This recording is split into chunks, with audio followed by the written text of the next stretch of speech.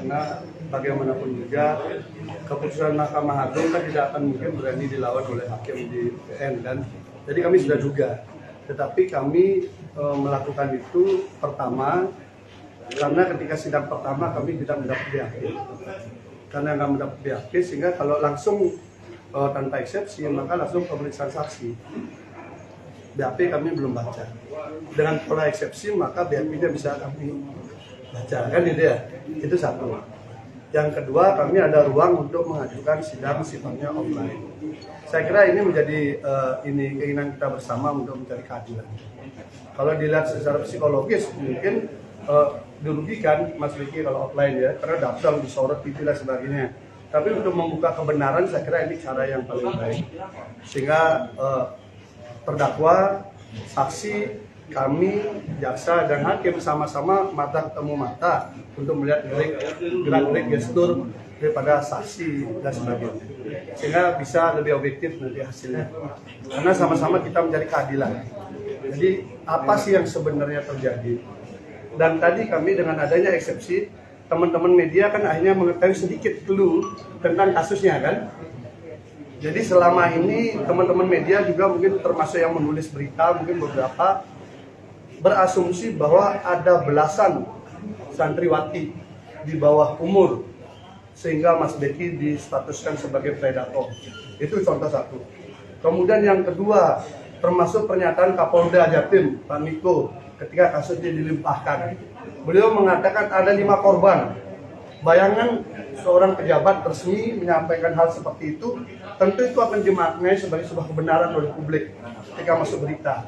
Tetapi tadi sudah dibacakan dalam putusan itu disebutkan hanya 1 yang mengaku korban. Jadi dari isu belasan santriwati seakan ini sudah beruntung penjahat luar biasa, pernyataan daripada Kapolda yang kemudian mengatakan 5 korban, ternyata di sini 1 korban yang kemudian didakwakan dalam 2 peristiwa. Tinggal kita uji saja 1 korban yang mengaku korban itu dengan 2 peristiwa itu, apakah peristiwa itu fakta atau fiktif di sidang, kan begitu. Mengukurnya jadi lebih gampang. Jadi teman-teman media juga bisa mulai mengecek kembali berita-berita sebelumnya. Apakah dulu betul ada pernyataan seperti itu ya, belasan macam-macam lah ya. Tetapi secara formil yang kami baca yang dibuat oleh jaksa adalah hanya 1 yang mengaku sebagai korban, usianya 20 tahun dan hari ini usianya 25 tahun. Jadi bukan anak-anak ya. Itu satu. Kemudian yang kedua, saya ingin sampaikan juga, apakah betul itu statusnya sebagai korban ataukah ada peristiwa lain?